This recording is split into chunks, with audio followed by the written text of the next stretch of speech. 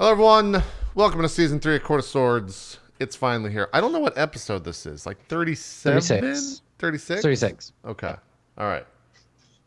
I feel like this is probably like Season 9 of this show with how many times we've died, but we'll make it through. It'll be good. Well, we longer.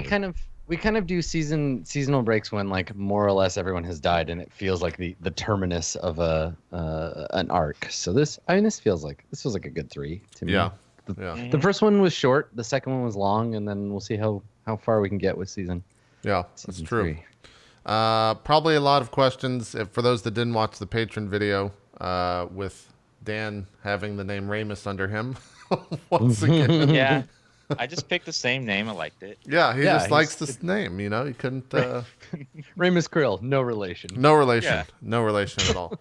He's named after an ancient hero. Yeah, exactly. Right. Exactly. Right. Well, We decided the time skip is 400 years. So we'll get to the Court of Swords and soon. Let's find out what everyone's been up to though. Dan, you just got your keys to the house. You're ready. It's happening. Yes, all done. I just got to do the hard part, which is moving all the crap. When are you moving? When's that happening? Well, like luckily I E3's have- coming up, so you got to like when? Yeah, luckily I have both places for until the end of the month, so I can slowly move as I want. Oh, so till the end I of don't have to- June? Because I was like, Yeah, Dan, so- today's the 30th. I don't know if Yeah, you realize end of that. June. So yeah, I got plenty of time to figure Okay, out good. everything. Yeah. That's really good then. That's super. Yeah. Super good. I will say, make sure you get the house sprayed for bugs. As someone who's currently experiencing, I don't even know what to call this. I'm just killing a lot of bugs. The reckoning, maybe. Yeah. Yeah. Yeah. This is divine intervention. Like that's not natural. It's not natural. I don't understand why. Yesterday, I think the number. I've been counting them, so I can tell the bug people. I think yesterday the number was 28 millipedes that I vacuumed up. Jesus. Oh my God. So far today, we're at 7. are you sure you're not the Pharaoh of Egypt? I might be. Like you might accidentally have become the Pharaoh of Egypt. Did you say today you're at 7? Yes. What the fuck? I woke You up. had like I a bad run-in with Charlton Heston. Yeah, I lately, told or- Adam and Dan this earlier, but I woke up, swung my feet out of bed, put my feet down on the carpet, realized I had squished a millipede on my heel, and then walked into the bathroom, which is pretty close to the bedroom, and there was about 3 on the floor, just squirming along. They're about like an inch long. They're not very big, so they're not like intrusive, but as I've said a billion times on stream, the thing that sucks about millipedes is scorpions eat millipedes. So if you have a lot of millipedes, then there's a high chance for a scorpion to be in your house. And that's when shit gets fucking dire. That's Now I'm just imagining you waking up and Scorpion from Mortal Kombat is standing at the foot of your bed, just staring at you. yes. Yeah, he's prone to show you up. Yeah, he's prone to show up. That's how he Thanks for gets the around. snacks, bro. Yeah. He's putting on his mask and you see the millipedes and stuff on his chin. Yeah. So we'll see. The thing that sucks is when they came in, when they came and cleaned the house, or not cleaned the house, sprayed the house, they got rid of all the spiders. And so with a lack of spiders, the millipedes are running wild. So I might go buy like a tarantula and just set them loose in the house and say, eat all these millipedes. That sounds like a good idea. Maybe one fat spider. Yeah. Yeah. Because I don't know what else to do. The bug guy left his spray here, so I've just been spraying constantly. But I feel like a couple things are going to happen. I'm either going to turn into like a radioactive Spider-Man soon because all the fucking toxic fumes going around.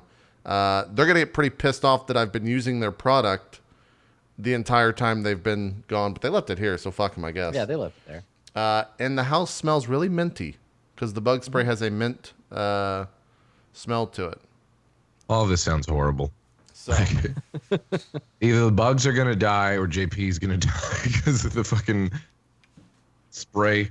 yeah, I think a lot of it too is that the millipedes. I've learned a lot about millipedes. Apparently, when it rains, that's when millipedes like hatch or something.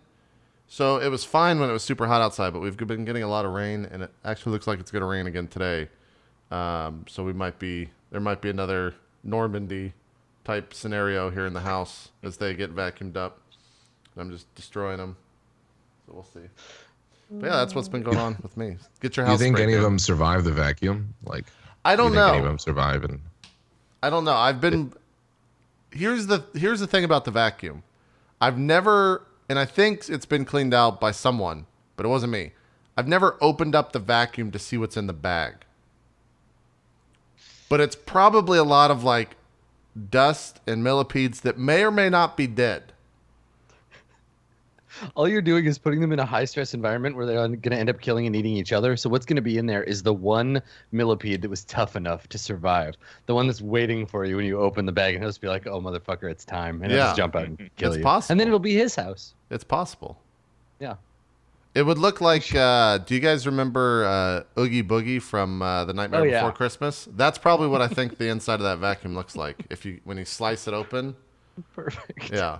Same song and dance routine's gonna break out too. Oh yeah, yeah.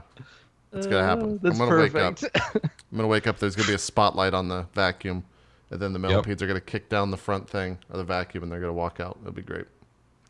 That's the other thing too that I'm not like. Again, millipedes don't freak me out or anything. They're fucking tiny. They don't do anything. They just fucking sit there and squirm around.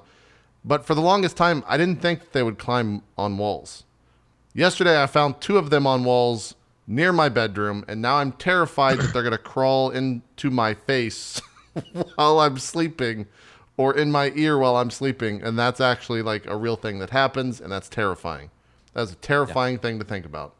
So I don't know. Maybe I'll move my bed to the center of the room and just live in one of those bug nets or something. I don't know. It's tough. We all gotta die someday. It's true. We got to figure it out. Or you're going to be sitting right there, and we're going to see it fall on your face, and you're going to start freaking out Yeah. while we're playing today. Maybe. I do have an exposed. Here's another funny thing about my house. There used to be a chandelier right in this room. This was the dining room, basically. And right above it was a chandelier, but we took the chandelier down. I didn't put any tops on the wires, so I just have exposed wires about 5 feet above my head. So that's also fun. It's a fun time here at this house. I can't wait for you guys to come back for another live show and get exposed to it all. It'll be great. That'll be great. Good stuff. Yeah. Adam, what have you been up to? I've been doing this, man. I have a one shot to prep for, so I've been getting familiar with a new rule set, which is always like a bit weird. I find that when I'm learning a new, so we're doing this Tales from the Loop one shot soon, and I find when I learn a new role playing game, I have to kind of like unlearn all of the other stuff. Sure. And not try to just fill in the gaps. It's like when you played one version. We run into this with older versions of D&D, where you're like, yeah, in second edition, this spell works like this. I don't know how it works in this one. So playing a new game, I'm like, okay, this kind of looks like this other game. Nope, read the rules, Adam. Actually pay attention. So I've been looking at that and getting prepped for it. And then, as occasionally happens with Court of Swords, when everyone dies, I basically have to make up a premise for a whole new campaign. So yeah, that also have been taking on my time. But outside that stuff, I finally bit the bullet and bought a fucking air conditioner because I was like, no, not this time, Summer. No, I refuse. Adam, So it I'm is looking going at to my be- phone and it says 2017, and I'm wondering why it took you that long to get an AC. So right. So I've lived in this place. I've lived in this place 2 years. This is going to be the second summer that I've lived here. The previous places that I've lived have either had air conditioning or been like a basement situation. But this place gets so cold in the winter, which I love. I like being cold. That makes and it sense. gets so hot in the summer. So this time I was like, nope, forget it. I'm going to buy this air conditioner. And I guess I could have bought a small one, but I was like, no, I'm just going to buy Did you this get a window enormous air- unit? What'd you get? Let's talk ACs. I got, so none of the windows in this place are the right kind to like hang a unit on. So I got one of those like stand up. It's about the size of like a mini fridge. It comes up to kind of my waist. Thing's fucking heavy. Carrying that thing up the stairs was not fun this morning. But yeah, it's one of those ones where it has a tube and you like put it out to the window and it vents the hot air out. My entire apartment is 700 square feet, both floors together.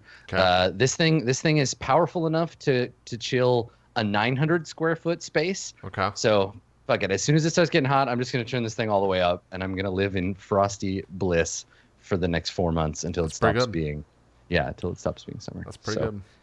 Yeah, I'm excited about that. And then just playing Persona, just finishing that game off finally. My chat found out the last time I was playing that there's, I don't know if you've seen this. You're familiar, JP, with Mara. You know that that Persona. You know? So my chat found out that particular persona was being immortalized in a giant statue Yep. you could pre-order in Japan. And now I've got one of those pre-ordered, and so now I can have people over and be like, "Would you like to see my giant throbbing green penis Wait, monster hold statue?" on. Is this a Persona thing?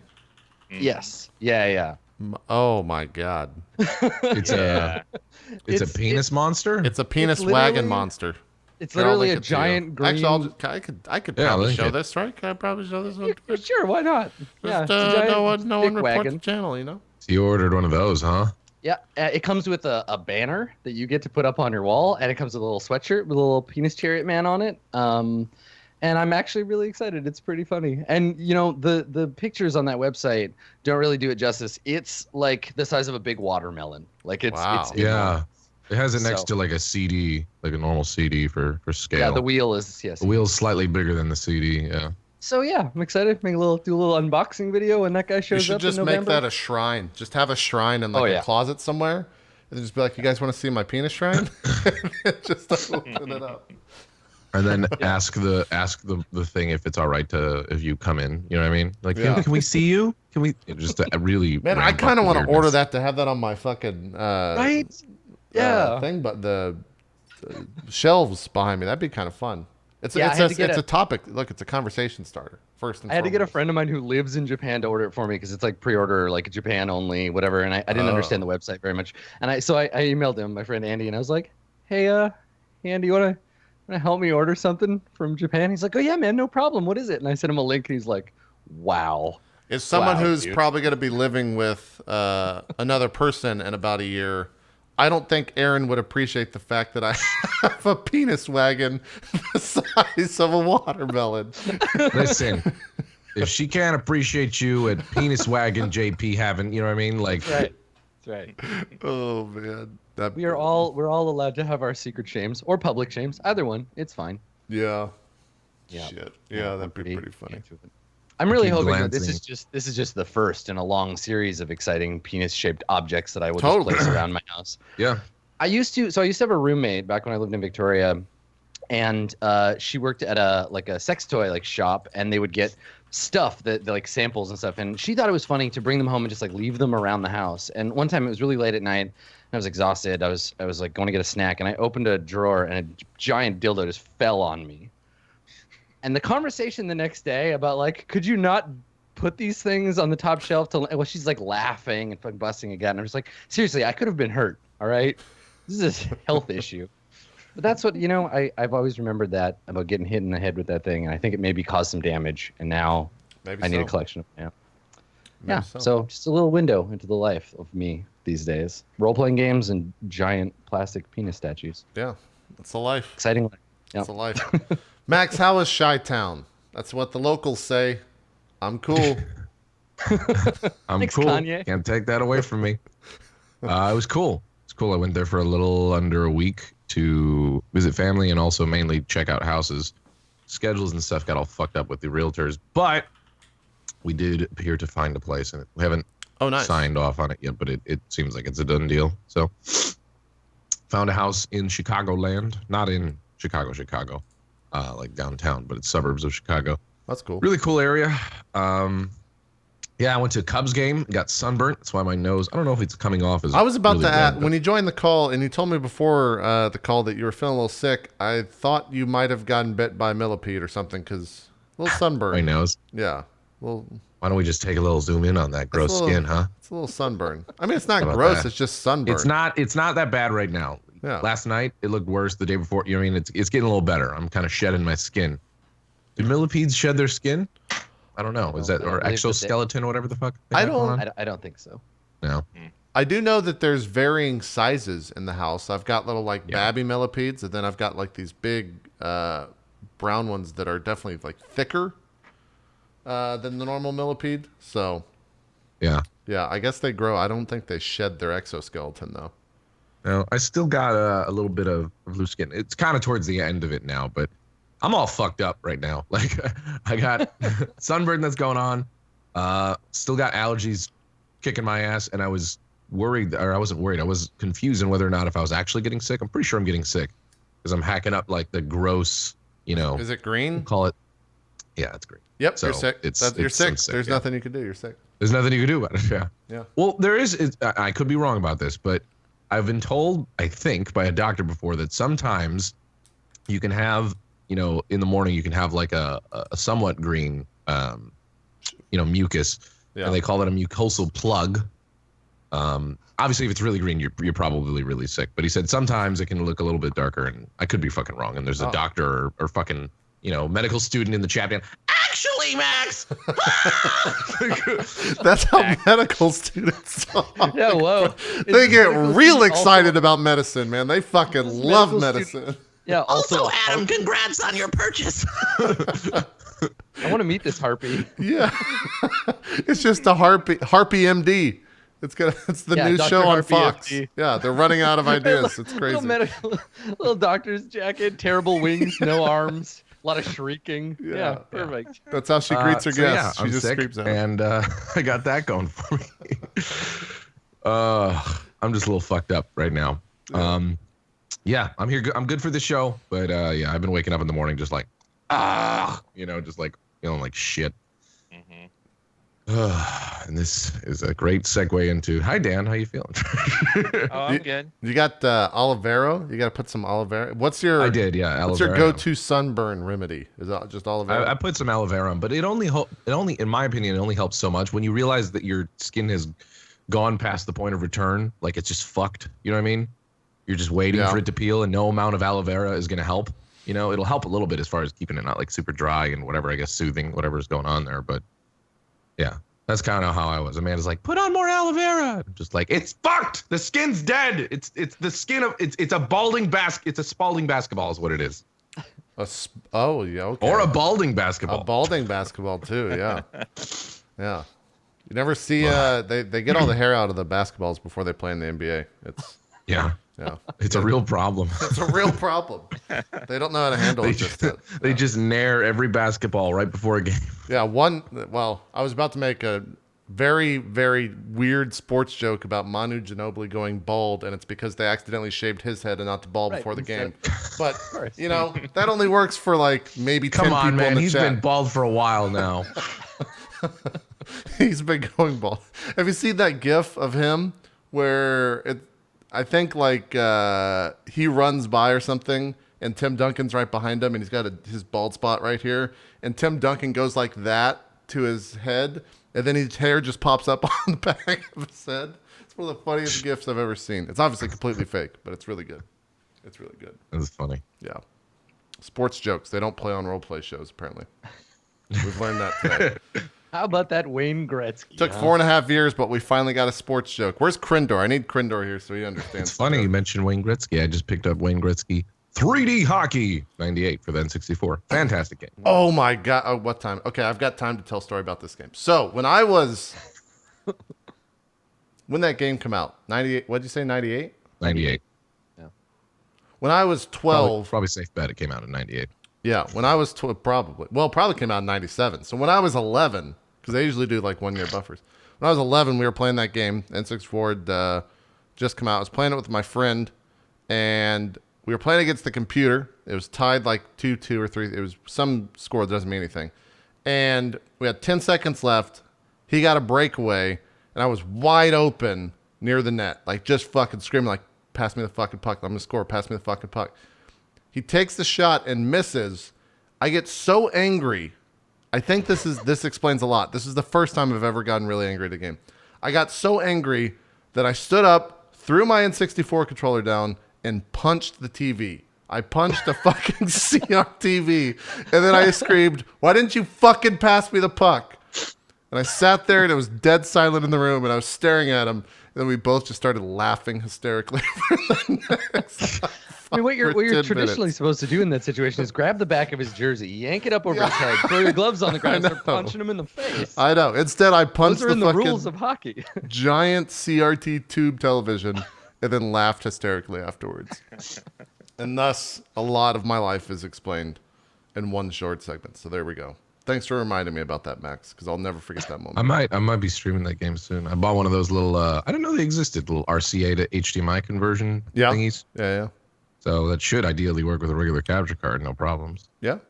That stuff gets crazy once you get into the old consoles and all the different tools that people have to like make the image look pristine like it did back in the day on like an LCD or a plasma TV with all the scan lines and all that shit. It gets really expensive, so don't go down that path. I'm not gonna do all that. I don't think I'm that. Okay. As long as the delay is not too horrible, I don't really care if it looks like real pixelated or whatever. Yeah. It's fine. Some people won't play those games unless the scan lines are like perfect. Like, I'm not even kidding. They have to be like perfect, like how they played them when they were on an old CRTV. And those boxes get super expensive. They're like a couple grand. You can see more without the scan lines. Doesn't matter though. It's nostalgia. It's got to nostalgia. feel the same. It's got to feel the same. Mm-hmm. It's like when you play a video game from you're in the wrong frame rate, or like, it feels too polished. It's like why everybody hates those Final Fantasy remakes that they did for iOS, because it's like almost the thing you remember, but not. Not quite, and you're like, this is nope.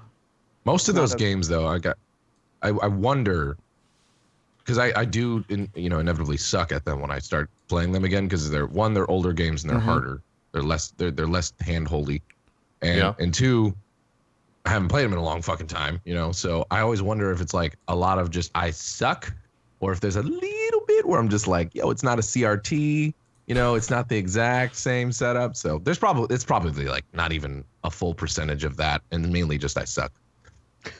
I would say. Yeah. I'm trying to find the name of this. It's got a real weird name. It's like Dr. Mario. No. It's like the most generic, or not most generic. It's the most common, like, box that people run these old consoles through. Retron 5? No, I have heard of the Retron 5. That's the HDMI box. I have that. Yeah. Yeah, I have that one. Yeah. Fuck, what is it called? It starts with like a J or something. Maybe Chad can help me out here. Jetron 5? No, You're just saying words now. Yeah, you're just saying things up. You're adding Tron to stuff to sound nostalgic. Right? Are the Staltron 5? Yeah. That's it. It's the Staltron. No, it's not the Ouya. What the fuck? I don't know. I've seen the Giant Bomb guys. They have a bunch of them. Frame Meister. That's what it is. Yeah, a Frame Meister. That's what you need, Max. Start with a J at all. I thought It's named after its inventor, John. Look, you started saying all this Tron stuff, and I was like, well, it's got to have a J in it. It's the Frame Meister. Get one of those, Max. Let's see how much they are. What's the selling point on there? It's a compact upscaler unit, and they're about $350. That's less than I thought. I feel like if Amazon is doing their job properly, they're keeping an eye on all of our Amazon accounts and wondering why we keep making purchases between 1 and 1:30 p.m. Pacific time on Tuesdays. Yeah. Like, they seem to spend a lot of money in this very specific window every week. What's that about? I like that the company that makes this is named Micomsoft. They're like, guys, Microsoft is taken. We're gonna go with Micomsoft. Cutco. Cutco, yeah. Mega Global Net. Yeah. Yeah. Speaking of nerps, did you get your squishy earphone things you were talking about on Twitter? Did you get I that did. chain? They don't fit they're right here. They don't fit my headphones. Oh no. Yeah. I even got them like special colors and stuff, and they feel really good, but I just can't use them. We got to tell you that our ears feel fantastic right now. Really just breathable, nice. Did you get some of these, Dan? I feel like shit. My ears feel great though. Dan, do you have some of those too? You guys are all wearing ATX headsets, aren't you? I believe we all have the same setup. Yeah. I have the foamy ones. Yeah. Yep. Just stop. Yeah, mine. I can't hear you, so I'm just going to continue to talk. These have. That's how JP operates. They have like this clip right here that comes out, and you can't I could super glue it on there, but I don't want to have super glued fucking headphone things like that. I just need to find out the right ones from Sennheiser. Yeah, that's fair. Yeah. Apparently they don't like third-party people putting stuff on their headphones, so I got to figure out replacement pads for that. That makes sense. Anyways. What do you guys think about fidget spinners? Fidget spinners? Just going to throw that one out there. Wow. that was really... Oof. That's a hot... What are your hot takes on fidget spinners? Let's go around the horn. I don't fucking care about them at all. Really? I just see them everywhere, and I get it. It's something to play with, I guess, but people are kind of going nuts over these things. Is someone spins. Is someone who's dating someone who has an autistic child, fidget spinners are like super fucking cool for people with That makes sense. autism. Yeah, that makes they're sense. like- No, I'm not against that at all. But They're fucking you know rad what I as mean? shit. Like everyone is buying them. Like you got like fucking vloggers going like, "What up, man? Look at it's fucking 2 days in a row. Been spinning this 3 days." Like, Yeah. it's stupid. I want to live in the world where people are the way that you imagine and make impressions of them to be, Max. Like it sounds like your life is a cartoon when you describe other human beings.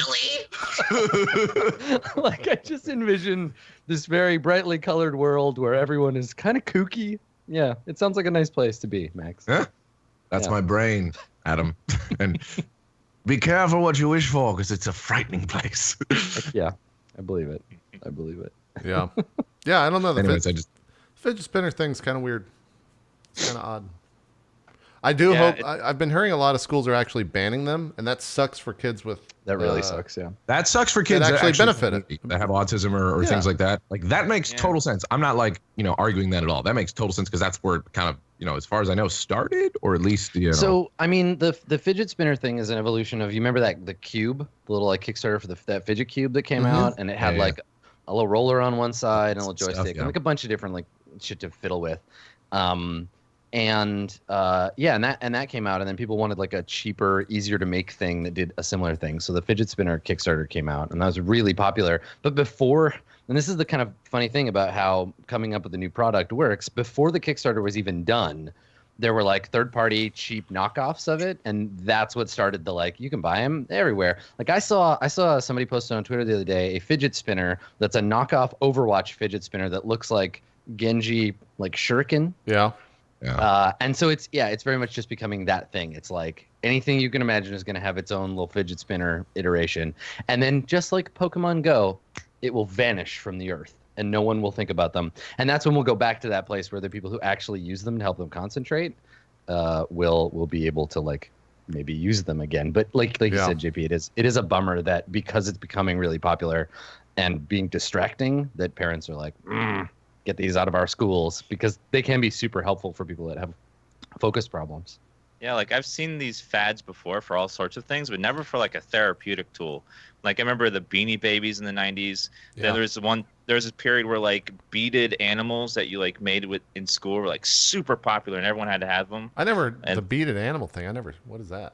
At least in Beanie Babies? Ohio, at least. It's where you like you'd take ribbon and you would make animals out of beads and like sort of like braiding them together, and like you'd wear them as a keychain and stuff. They were like super popular in my school, and everyone had them. little geckos and stuff. Yeah, Little I know what geckos, you're yeah, I know it what was you're like- talking about. Pogs were a big Ohio one. people Like, are weird. yeah, like these things pop up every now and then, but I've never seen it for like a therapeutic tool. Like they pop up, everyone has to have them, and they like fade away real fast. Tamagotchi was another one. Everyone had a Tamagotchi.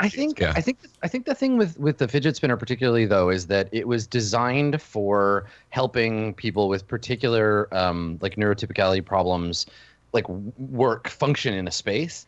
But then parents saw it, and also people who wanted to make a quick buck off of cheap manufacturing of these things just marketed them to like all kids will be smarter if they use these things in class, right? And so parents are like, yeah, I'll buy one of those. I hear it makes my kids smart. And maybe you'll pay attention in math and not be a total fuck up for the rest of your life, because that's easier than parenting. So, I don't think people think of it as like a therapeutic tool. There's just this kind of like, well, it'll just get my kid will focus in class. No big deal. Yeah. And now people are just fucking flinging those things across the classroom at max speed. As fucking Genji trying to hit their target. And then I was going to take that a dark place, but let's start playing D&D, you know? Yeah. I was going to say then they ultimate and it gets real fucking messy, but let's just Yeah, wait until the katana phase kicks in and kids start buying those things. That's going to be a bad time. Yeah. Yeah. And Now, it's we'll going to save- be there the ultim. He's going to go crazy. We'll save the bloodshed for the game. Yeah. So some time has passed since last we saw our character. Berg, you accepted the tutelage of the mysterious figure Hazan, and rather than like detail out moment to moment what Berg has been up to, we're just gonna jump in. I'll just describe some stuff and we'll get started. So I think the episode and as such the season begins on as we have before a nice wide like establishing shot of a city so big that from our point of view, it extends out in all directions to the horizon. It disappears outside of our field of view. It's clear from this distance, we're seeing it from above, it's clear that the city is enormous and ancient, made up of a seemingly random mix of buildings. We can see kind of ancient castle-looking structures within the city, right alongside newer sort of white brick buildings. We can see the walls of the old city as they've been built around. So the city doesn't just have one big set of walls at the edge. It has nested layers like the rings of a tree of these walls that used to defend its outermost edge. But as the city expanded and grew, we see that the walls have extended and been grown out as well. So there are, as we pass across the city, we can see that it's in a desert environment. We can see maybe out of the very edge of our vision, the caravans arriving to the outside parts of the city.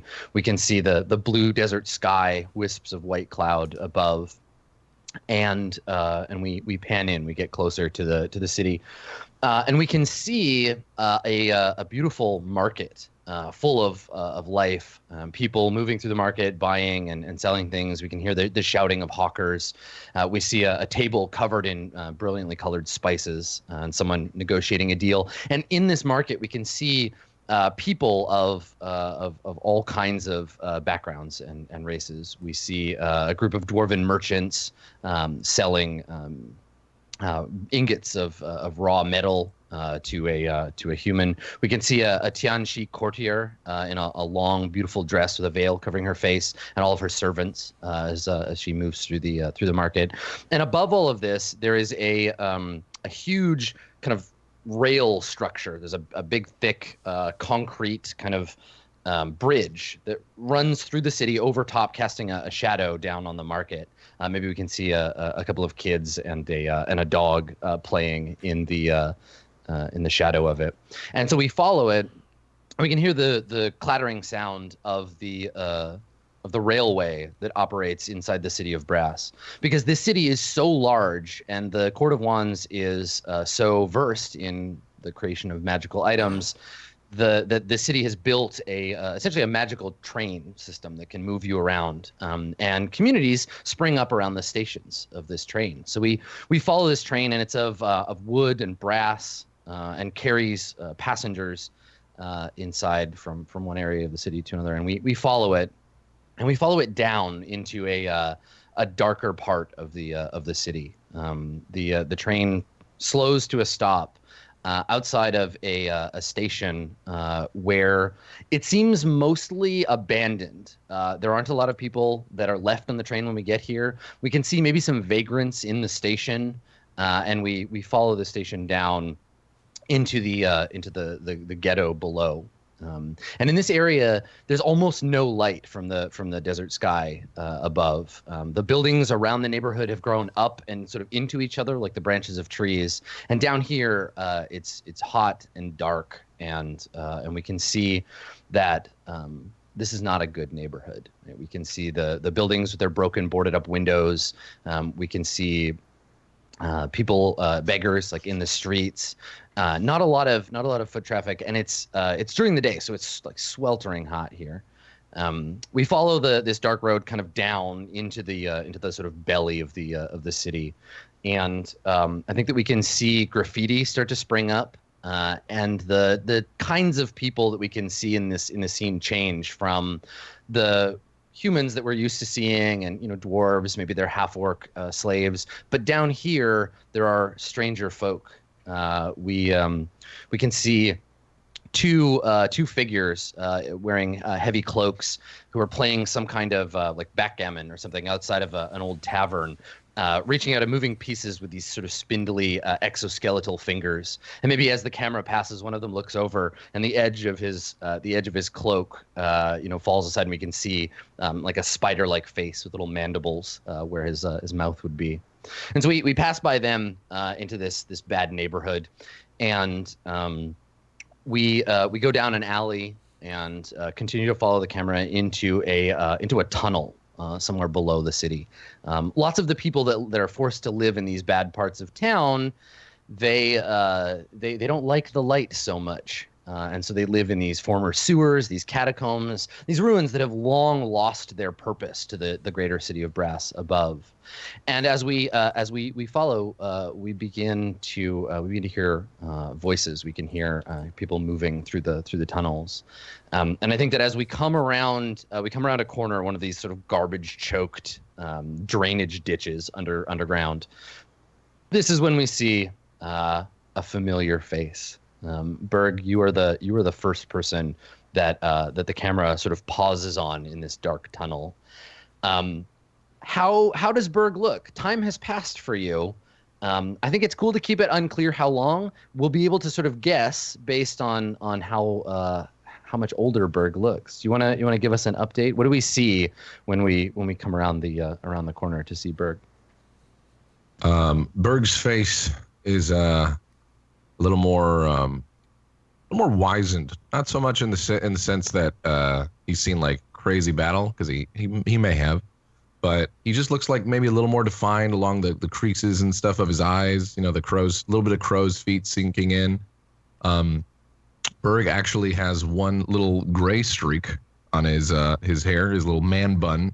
Whether or not that's there because of age or he thought it looks cool, who knows? but it's there. And Berg now has a little bit of a piercing right here. He has a tiny sort of gem in his right ear, hanging. Not a huge gaudy thing, but it's right there. And his clothes seem a little bit different. Hasn't Berg never used to be too concerned with having fancy ornate clothes and things like that, and not that he does now, but he's a little less wearing like a rucksack nowadays. And yeah, he's wearing kind of a I don't know how to describe it. Maybe you could give me a little bit of because you probably know the what they wear in this sort of so you're dressed more to blend in. A little bit more to blend in is what I'm saying. So I mean that could be up to interpretation. You probably would know what would suit the world a little bit better. Yeah, I mean, I think you're in a very different environment than you used to be, right? The Shulin Valley, the Court of Coins, the part of you that you were in was pretty temperate, but here, blazing hot days and frigid nights. So during the day, you would probably wear something like looser and more flowing. I mean, you're wearing your armor, so you're pretty much stuck in that. But so Berg's wearing his armor. but like the clothes that you would wear around it have changed. Right. So you're probably wearing lighter fabrics. I imagine because of the work that you do and because of the places that you are, you're not wearing anything particularly ostentatious. Yeah. And I think that as we get a shot of Berg, I want to ask you first of all, do you wear the same strange tattoos that Hazan had the last time we saw him, or not? I would say, yeah, there's some of them. Most of them are covered, but they're there. Yeah. Okay. And when we see a glimpse of the old and tarnished bracer around your wrist, do we get a moment of you covering it, or do you wear it openly? I think Berg wears it openly. Yeah. Okay. Cool. Yeah, and it looks like old and battered, but still severely like attached to your body. You still wear that bracer. So we see you, and you're like knee deep in the sludge of the sewer. And we can see behind you. Maybe Berg has stopped to notice on the wall, carved into it, is a sort of primitive looking mark that maybe you wouldn't notice if you weren't looking for it particularly, but Berg has spotted it and stopped. We see the sigil of the tower etched into an archway of stone, indicating that you have indeed found the place you were looking for. I think that Berg, you turn, and we see you like look back to make sure that your companions are still. Make sure they're still with you. Yeah. And so you turn to look over your shoulder, and behind you, we see a new face, not someone we've seen before. Do you want to describe what we see behind Berg here, JP? Tell us a little bit about what your character looks like. Okay, I think face-wise, it's a really strange reference. It came to me right before bed last night, but I'm going to go with it. It looks like Sam Rockwell's Zaphod Beeblebrox from The Hitchhiker's Guide to the Galaxy. He's got the long, blonde, curly, golden hair. Curly, yeah. It's not too long, though. It probably goes down to his shoulder. You have the bifocals? The fucking huge ass. No bifocals. Just the hair and the face, not the accoutrement. God, I hope you talk like him too. And then in terms of the rest of the gear, he's got a breastplate. It's got his family sigil, which you can't really see too closely at the moment, on his chest. And then armor going down. And then in his right hand, he has a hand crossbow, kind of always at the ready, as he's going around, peering around the corners, making sure there's nothing looking too suspicious in this trash-ridden area that we're in. Yeah, and now I was gonna ask you. You know, you're a human, Enoch, but I was gonna ask you. You know, how do you see in the dark? But I think that we know the answer to that as we follow the shining light that comes from behind you, and maybe we get like some lens flare on the camera as the camera adjusts to the brightness, and then taking up the rear of your little expedition, we see another familiar face. You want to describe what we see, Dan? Sure. First, you see a man in armor from the bottom, from his. You looking at his feet, you can see his feet are covered in gunk, and he is kicking the wall, trying to get this crap off the bottom of his foot. Then the camera pans up. You see his breastplate with a cloak over top of it with the symbol of the tower. This cloak looks familiar, like it's been altered from the past. It has some sort of symbol, like looks like a planet behind it, but it's been altered to have the tower now. And then we go up to his face, which is covered with a dark cloak, and he pulls the cloak back to yell at Berg about how upset he is, how dirty it is down here. And it's Ramus Cornelius Krill, alive and not dead, as we all thought. So how did Ramus die? What was do you remember what it was that killed him? Yes, Ramus was dragging Berg's corpse away, and then the gnomes were attacking as he was tanking. It was me and then Persnidstrom trying behind me sniping, and then I died, and then he killed the last one just after I died. But I was trying to save Berg, yeah. So it was one of their like crossbow quarrels or whatever that killed you? It was like a dagger, whatever the little goblins had. had. That's right. Yeah, the pick. Okay, cool. Yeah, the pick. Yeah, so your otherwise obviously perfect body has been marred slightly by this ancient wound, the scar you have from the creature killing you. And so the three of you have been operating or working for your benefactors in this part of the city of Brass for some time. You were sent here. Obviously, Ramus, you and Berg have been working together for a while, but I think you met Enoch in the city of Brass some time ago. We can always flash back to these things and build that history up as we go. But Berg, you receive sometimes notes, sometimes mysterious visits in the night, sometimes premonitions or dreams, indicating where the tower needs you to be, what things need knocking over, and so you've been operating in this neighborhood around Cazalo Station for some time, trying to break up the operation of a particular gang that's been running some stuff down in the slums around Cazalo Station, and you've been hunting, and I think that you had a run-in with them before. Like maybe we can see, Berg, your armor is like dented. There's like a green stain on it. You've run into this person before, and you've been tracking them, and you've found their lair. The tower has guided you here. The creature in question is a bit of like a boogeyman of the slums, someone who has been like kidnapping and extorting people, and generally causing trouble. And now you've discovered, by way of the tower's guidance, you've discovered his lair down here. So you find yourself at the entrance to a junction of these tunnels, and beyond, you know that your target lies ahead. So you've got confirmation of this. What do you do, Berg? So Berg kind of regards the mark. You said there was like a mark on the door. Yep. And then looks around at his fellow companions. Is like, this must be the place.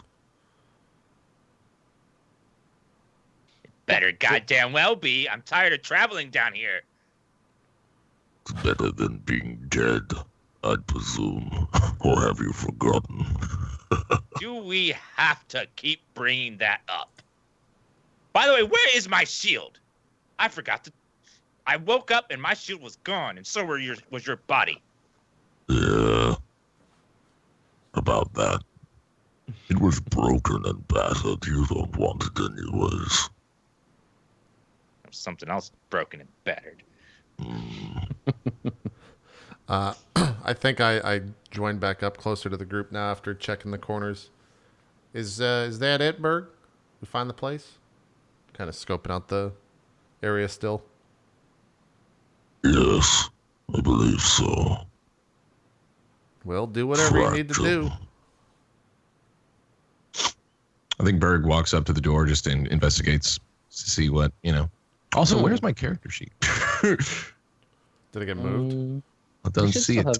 I see rest in peace. That's all I see under I the see it. I see drama. Berg on my characters. Did it get put under my control? Yeah, I can give it back to you if it got moved. I can play as the marble elephant. Oh, God. You I know. can't wait to find out what happened to that over the years. Chuckles revenge. Yeah. Here you go, buddy. So you're in the sort of one of the many like sub layers of the city of Brass. These areas, the city contains sort of a nigh infinite number of catacombs, sewers, and dungeons. Eventually, every one of these tunnels gets repurposed as a garbage dump, and then the sort of disenfranchised monsters that live in the ghettos move in. Some finding these to be more to their liking. There was a really bad kobold infestation several years ago, and then the city cleared out a lot of them. But all that really did was open up space for more other people to move in. But you've been tracking this enemy of yours through the city for some time, and this is with no question in your mind where he makes his lair. And so the area you're in is a wide stone hallway. The floor is covered in a thick layer of sludge. I think maybe we can see as we pan across you, there's an old brass like pipe sticking out of the wall that used to maybe be connected to a larger system of pipes, but it's broken. And there's just like sludge pouring out of it onto the floor near you. Ramus, you have to kind of like avoid it not to get splattered with slime. The whole place stinks to high heaven. And you can hear, if you listen, the sounds of some kind of like animal or creature beyond. I think Ramus was going to try to listen to see if he can hear how far away it is or what it is. Okay, sure. Make a perception check for me, Ramus. Nice. 20. Okay. Yeah. So you like quiet everyone down. You can hear what sounds like a conversation. It sounds like you hear someone talking to themselves. They are they're grumbling in a deep kind of guttural language, and it sounds like someone just having a conversation with themselves. You do not understand the language. And is it kind of far away, or like is it nearish? It's hard to tell because of the echo. You rolled really well, so you would say it's probably like, no more than 100 feet ahead. You can definitely hear the sounds of the voices kind of like echoing off the walls at a fairly close distance. I whisper to the others, "Be very quiet. Someone's up there. They're talking. Just up ahead."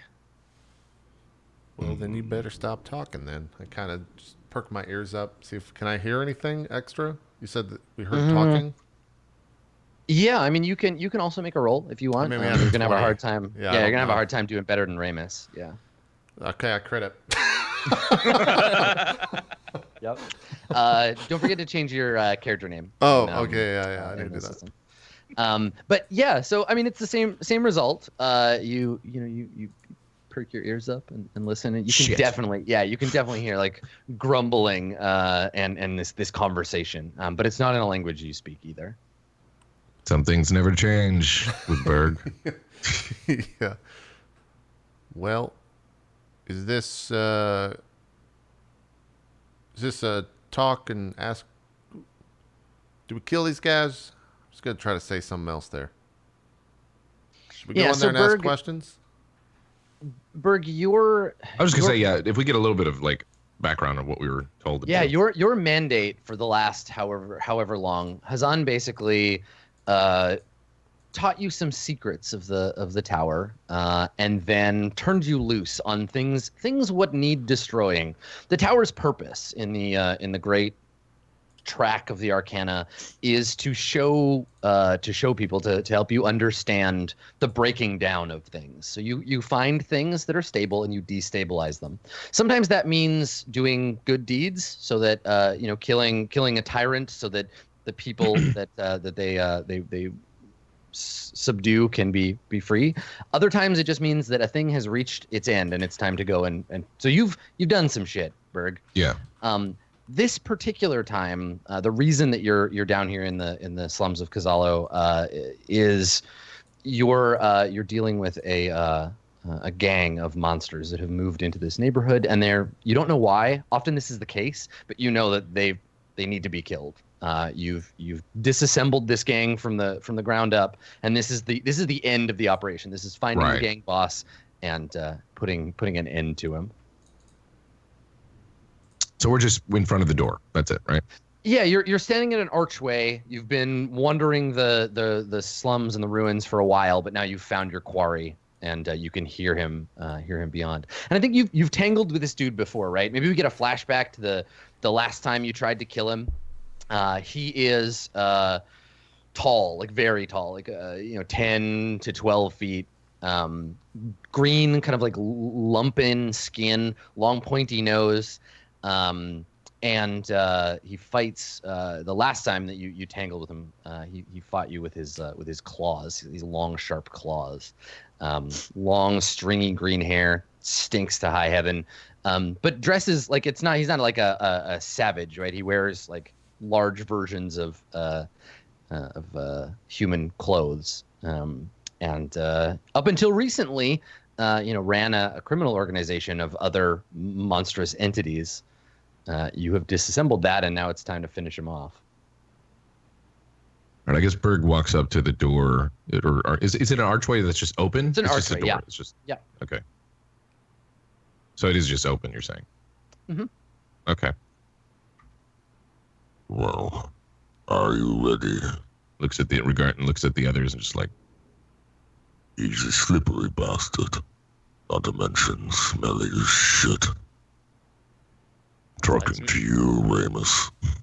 Let's make him not slippery at all anymore. I think that means he wants to kill him. I don't, Berg. Sometimes. Yes, we're gonna kill him, you asshole. Keep your voice down, okay? I'm not. Bro, it's fine. Berg, let's go, boss. Well. Berg just starts creeping in. If he can stealth, he's gonna try. Okay. All right. Yes. So you see, I assume, Ramus, that you and Enoch can see. I assume you've cast a light spell Yes. on something in your possession. Okay. Yeah. So the area is illuminated by this magic. But Berg, obviously, you can see further on your own. Now, I do you see want to? everything. Yeah. Do you want to lurk up ahead and take a look, or are all of you going to just kind of storm in and start bashing things? Yes. Yeah, you wanna sneak up? Start lurking. I mean, I'm okay with stealthing. Yeah. I mean, Berg is stealthing. Yeah, it's up to Okay. the others if they want to.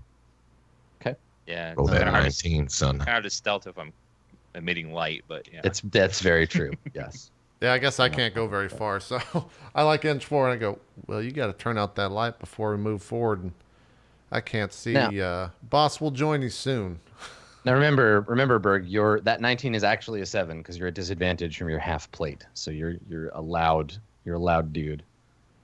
All right. So you're making some noise as you traverse. But yeah. Does he have a breastplate? Because that doesn't incur a disadvantage. I don't know what armor he's wearing. It says half plate on his half plate, character okay. sheet. Gotcha. So. Okay. So yeah. Has that always happened before too, or is this just like a thing we've overlooked before and now we're enforcing? I'm not sure. No, but that's always it says- happened. yeah. We've never been stealthy as a group. The only medium armor doesn't have disadvantage right now at our level is the breastplate, which we're wearing. Oh. So pretty much Berg will never be a stealthy individual. Then Berg does not tiptoe anymore. He just walks kind of steadily forward. Okay. Sure. I think we're probably a good 15. Tries to creep. Yeah. Tries to 15 peek around feet. the... Berg's stupid, but not a fool, so... Okay. Ew. Yeah. So as you get around. closer here, you see a massive pile of like garbage, chewed bones. Some, with no question, are human. Right. You see a skull with like teeth marks on it, places where the flesh has been peeled away from the bone, and then discarded here. Bits of soiled clothing. And absolutely, chunks of people, bits and pieces of victims in the pile. So part of the stink down here is that corpse smell. I think Berg just sniffs for a second, just like... Adam, Yes. Adam, would you say that there would be a full set of human bones in that pile? Hard to say without like pulling them out and like laying them on the ground. Yeah, hard to say. Why would you ask? Oh, I just have a new spell I like to use. Later. Yeah, I mean the thing is you could try and cast the spell. I feel like it would be like mismatched and kind of like janky looking, but that would be cool. I'm okay with that. Yeah, I think I'll wait just because I don't want to blow the spell and there's not a whole corpse there. Yeah, Kind yeah. of awkward. Sure. Yeah, you just have like a leg stand up. Yeah, leg stands up. Well, Kick him! Go kick him!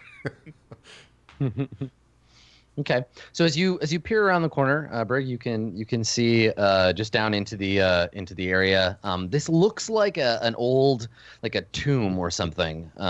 There's evidence on the floor of like tile work from some long time past.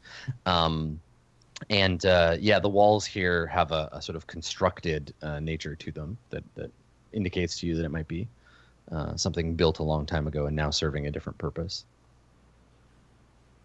I think very dramatically, camera pans in on Berg, and he looks back at the others and says, No mistakes.